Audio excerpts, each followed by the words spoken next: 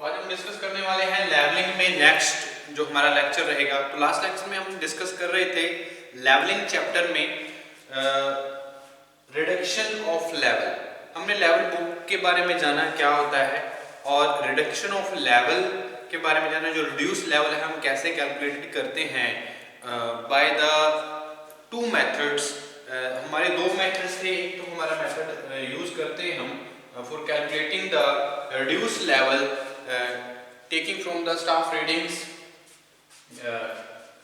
height of instrument method, height of instrument method और collimation method, collimation method। और second one जो हमारा method रहता है वो है राइज एंड फॉल मेथड। ठीक है जी।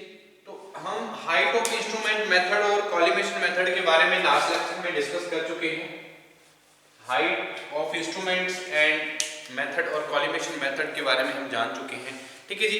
इसके अर्थमेटिक चेक के बारे में जाना रहता है, हम इस लेक्चर में देखेंगे arithmetic check for collimation method, और उसके बाद हम देखेंगे राइज एंड फॉल मेथड क्या होता है और अर्थमेटिक चेक हम कैसे लगाते हैं, क्या होता है अर्थमेटिक चेक, उसके बारे में भी जानेंगे। तो हाइट ऑफ इंस्ट्रूमेंट मेथड के लिए अर्थमेटिक चेक की बात करते हैं। अर्थमेटिक चेक, ठीक है जी। तो अर्थमेटिक चेक से हमें क्या होगा, जो हाइट ऑफ इंस्ट्रूमेंट मेथड है, जैसे हम रिड्यूस लेवल्स को फाइंड आउट करने के लिए यूज करते हैं। ठीक है जी। तो क्या होता है arithmetic check, in order to check that the readings are correctly or not. Arithmetic check in order to check the readings is correct or not.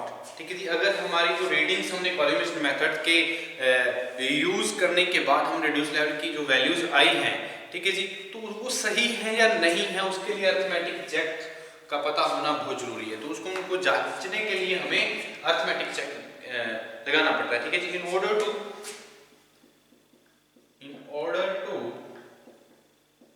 check the readings are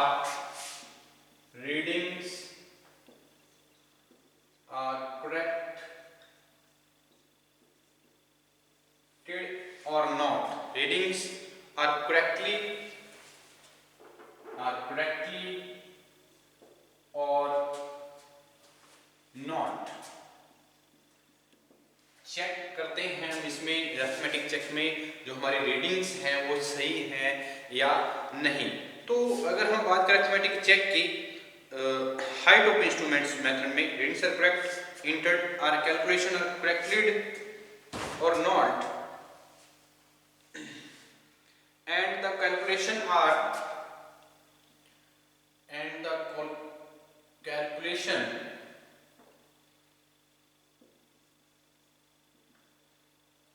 are made by, तो कैसे calculation की जाती है arithmetic check के लिए, अगर हम देखें calculation made and arithmetic check is applied, is made and arithmetic check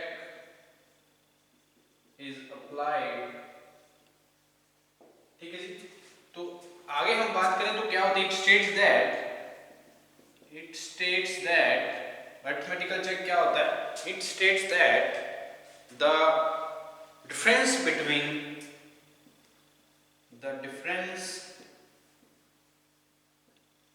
between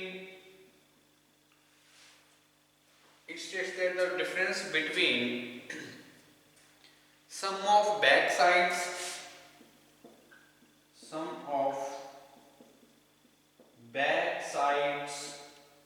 and sum of back sides and sum of four sides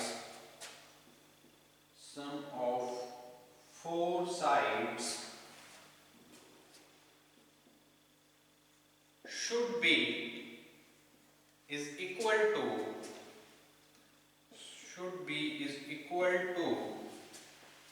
should be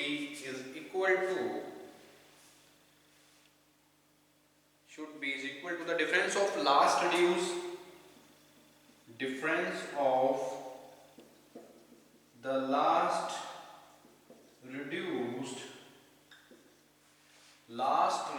RL, last reduced levels and first reduced levels ठीक है जी। तो बात को समझिए, arithmetic check क्या है। Readings को check करने के लिए जो हम एंटर करते हैं, readings are correctly entered and the calculation, readings are correctly entered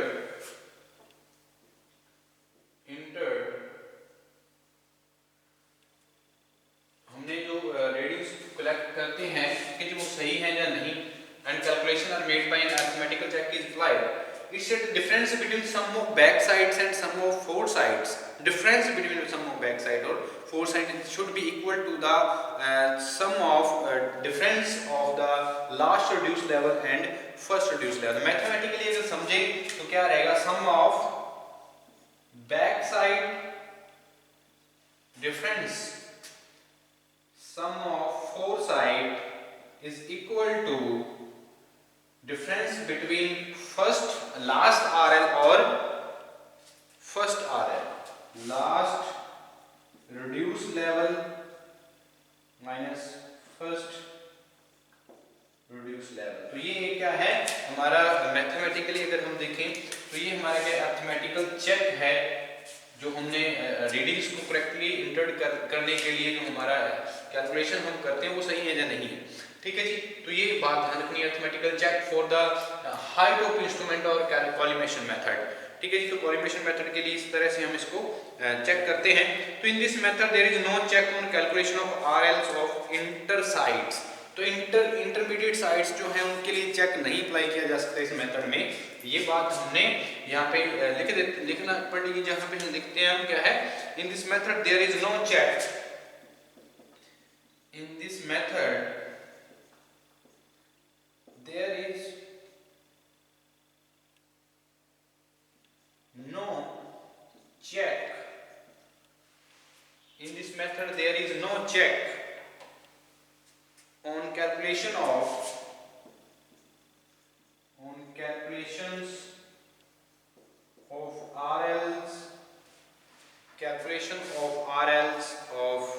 inter sides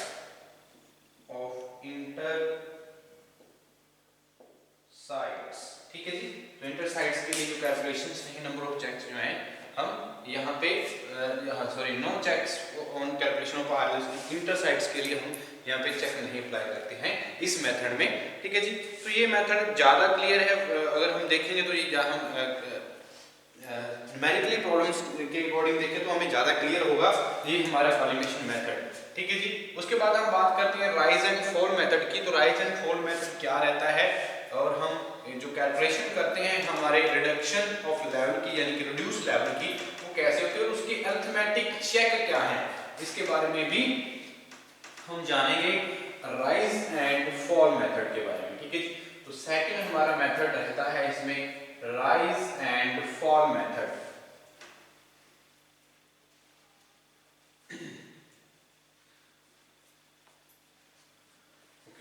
second one है हमारा rise and fall method for calculation of reduced level. ठीक है जी। उसके अरिथमेटिकल चेक के लिए भी हम देखेंगे क्या ट्राई करते हैं। सबसे पहले हम बात करते हैं राइज एंड फॉल मेथड की। ठीक है जी। तो राइज एंड फॉल मेथड के इन this method the rise in elevation और फॉल इन एलिवेशन। ठीक है जी। तो राइज एंड फॉल हम यहाँ पे एलिवेशंस की जो रहेंगी वो किसी भी हमारे पॉइंट्स पे हम डिटरमाइन करते हैं, तो वो क्या रहता है हमारा राइज एंड फॉल मेथड। तो हम समझते हैं राइज एंड फॉल मेथड क्या है। ठीक है जी। In this method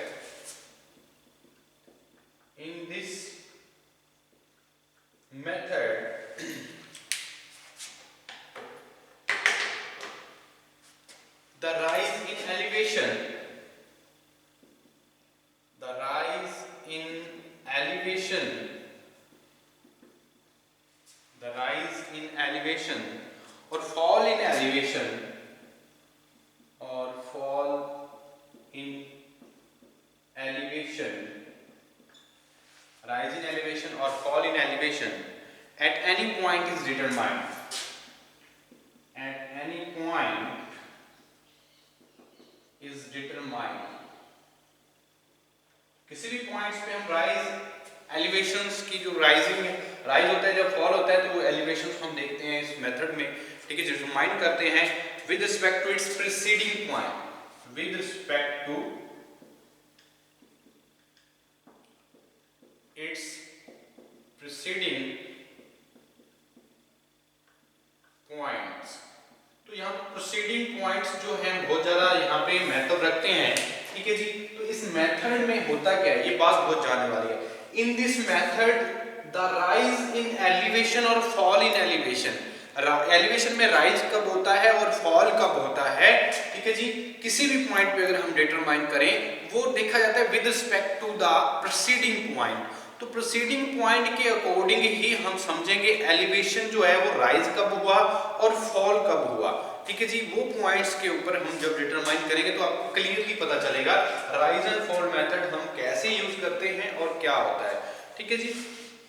preceding points के अकॉर्डिंग अगर हम बात करें, if the staff reading of the कोई भी point, any point, following points कोई भी हो, ठीक है जी हमारे पास, तो if the staff reading of the points is greater than, यहां पे मैं एक बात लिखूंगा, if the staff readings of the point is greater than, ये बात बहुत इंपॉर्टेंट रहेगी राइज एंड फॉल मेथड में। इफ द स्टाफ रीडिंग, यहां पे क्या आएगा, if the staff reading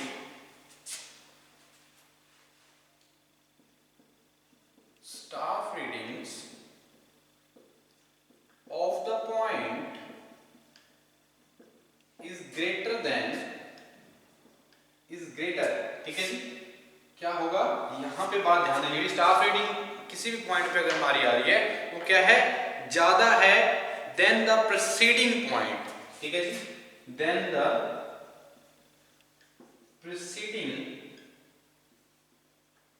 points, preceding points, then हम इसको डिवाइड कर सकते हैं राइज एंड फॉल में। तो ये बात समझने वाली है, स्टाफ रीडिंग अगर किसी पॉइंट पे आती है वो ज्यादा है किससे, किसी प्रीसीडिंग पॉइंट से, ठीक है, जो नेक्स्ट हमारा पॉइंट है ज्यादा रहती है तो उस टाइम हम बोलेंगे the difference in reading is a fall. तो क्या आएगा, the difference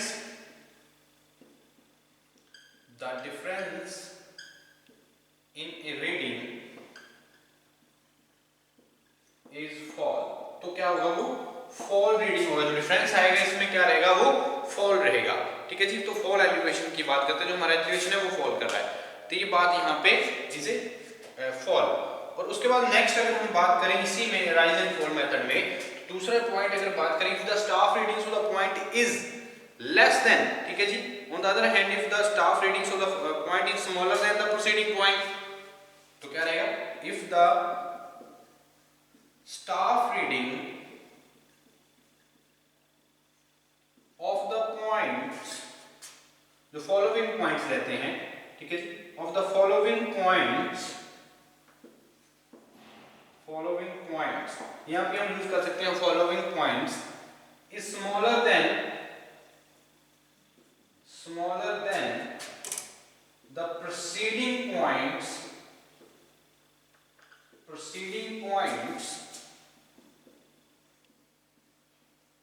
then the difference in a readings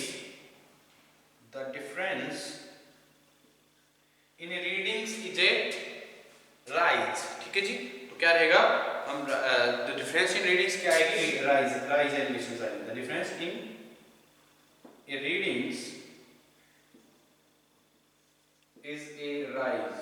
तो ये बात ध्यान रखनी है राइज एंड फॉल मेथड में, ठीक है। तो ये बहुत ज्यादा इंपॉर्टेंट रहेगी बात राइज एंड फॉल मेथड में। राइज एंड फॉल मेथड में क्या होता है, this method the rise in elevation और fall in elevation at any point is determined by the preceding points. तो ये बात यहाँ पे ध्यान रखनी है राइज एंड फॉल मेथड में। अगर हमारा जो फॉलोइंग पॉइंट्स हैं वो ग्रेटर देन रहता है हमारे प्रीसीडिंग पॉइंट से, तो हमारा जो डिफरेंस रहेगा रीडिंग से बीच में वो फॉल आएगा। ठीक है जी। अगर हमारी जो बात करें इसमें जो अगर स्टाफ रीडिंग्स जो रहेगी फॉलोइंग पॉइंट्स की वो क्या है, स्मॉलर देन है प्रीसीडिंग पॉइंट के, तो हमारा जो डिफरेंस रहेगा रीडिंग्स में वो रहेगा राइज।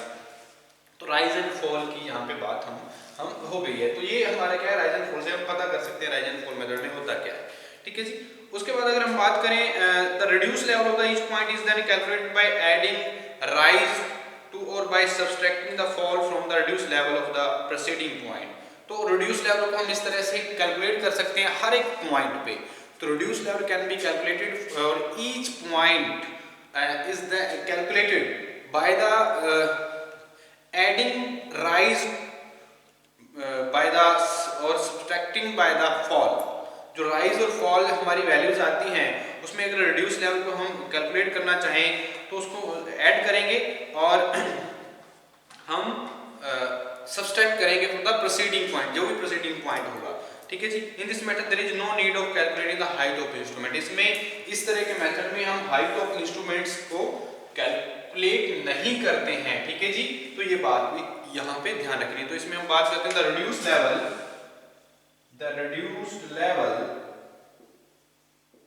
तो ये भी इंपॉर्टेंट रहेगी बात। The reduced level of each point is then calculated of each point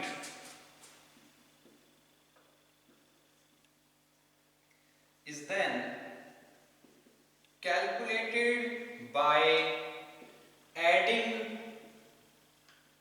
rise and subtracting fall। तो ये बात ध्यान रखना, ऐड क्या करना है, राइज को, और सब्ट्रैक्ट करना है फॉल को। ठीक है जी। एडिंग rise to और by subtracting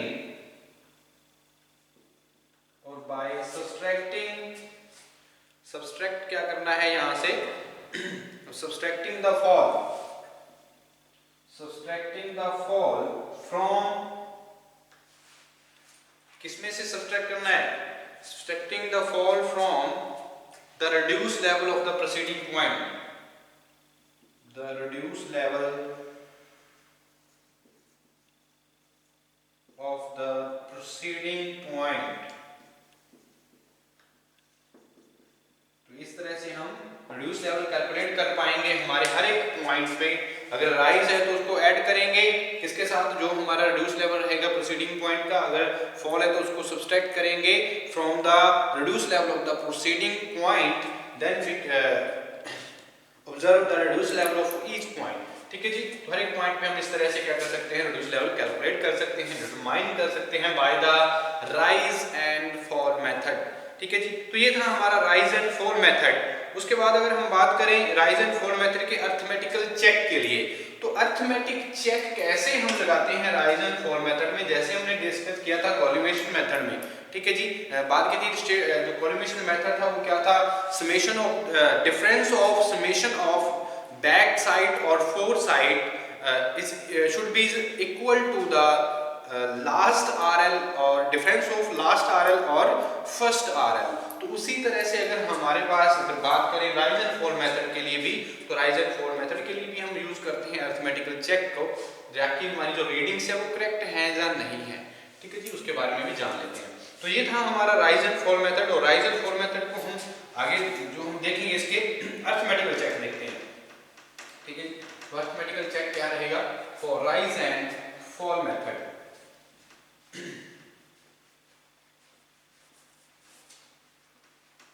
rise and fall method।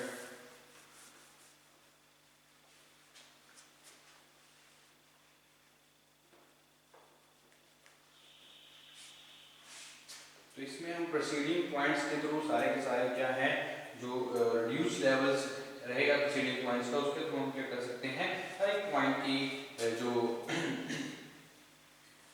Reduce level है हम फाइंड आउट करते हैं। तो इसमें एक बात ध्यान रखना, राइज एंड फॉल मेथड में हम हाइट ऑफ इंस्ट्रूमेंट जो रहती है वो कैलकुलेट करने की जरूरत नहीं होती है। ये बात भी ध्यान रखना है राइज एंड फॉल मेथड में। और आगे हम बात कर रहे हैं राइज एंड फॉल मेथड के अरिथमेटिक चेक के लिए, ठीक है जी। तो अरिथमेटिक चेक क्या रहेगा राइज एंड फॉल मेथड के लिए? Arithmetical check for rise and fall method. हमें पता है राइज एंड फॉल मेथड के लिए जो हमारा अरिथमेटिक चेक है, there is a complete check on the reduction of levels, ठीक है जी। That is the difference between the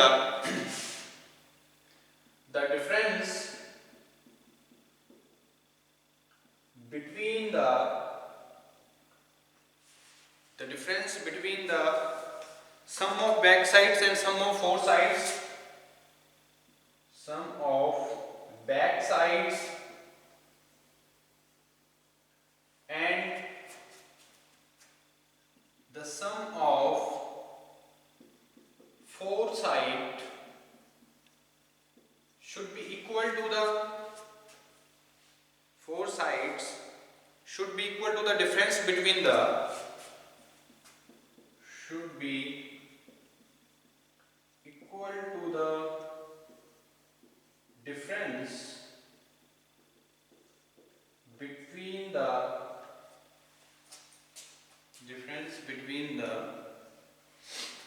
जो हमारे डिफरेंस रहेगा इसके से राइज एंड फॉल का रहेगा, rise and in the sum of the rise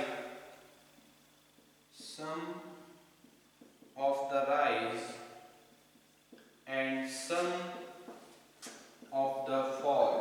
तो जो फॉल और जो हमारा राइज रहेगा उसके सम के डिफरेंस के इक्वल हमारा क्या रहेगा बैक साइड्स के सम और difference of the back sides और सम ऑफ बैक साइड्स और सम ऑफ फोर साइड्स, ठीक है। ये अरिथमेटिक चेक हम अप्लाई कर सकते हैं for rise and fall method के लिए, ठीक है जी। Should be equal to the difference of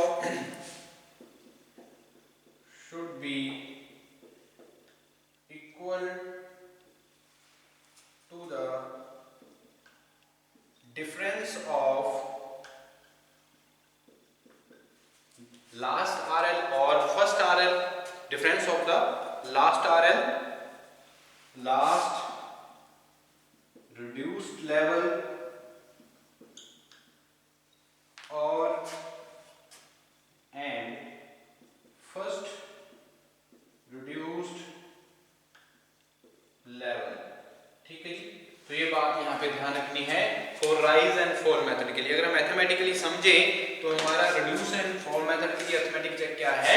mathematically sum of the difference of sum of back side and four side is equal to should be equal to difference between the sum of rise and sum of fall, or should be equal to the last RL and first RL, ठीक है जी। तो ये हमारा arithmetic check रहेगा किसके लिए? Rise and fall method के लिए, ठीक है जी। तो ये अरिथमेटिकल चेक भी आपने ध्यान रखने हैं। अगर हम बात करते हैं कॉलिमेशन मेथड की या हम बात करते हैं राइज एंड फॉल मेथड की, तो दोनों के लिए बहुत ज़्यादा इंपॉर्टेंट रहती हैं ये बातें, ठीक है जी। तो ये थे हमारे मेथड्स के बारे में जो हम रिड्यूस लेवल को डिटरमाइन करते हैं by two methods. Number one था हमारा हाइट ऑफ इंस्ट्रूमेंट मेथड, जिसको हम नाम देते हैं कॉलिमेशन मेथड, और दूसरा था हमारा राइज एंड फॉल मेथड, ठीक है जी। इसको हमने डिटेल वाइज समझा और उसके बाद हम डिस्कस करने वाले हैं इसके रिगार्डिंग जो हमारे क्वेश्चंस रहेंगे, ठीक है जी। राइज एंड फॉल मेथड के अकॉर्डिंग या कॉलिमेशन मेथड के अकॉर्डिंग हम समझेंगे, न्यूमेरिकल प्रॉब्लम्स देखेंगे इनकी, ठीक है जी। हम नेक्स्ट लेक्चर में डिस्कस करेंगे इसके बारे में।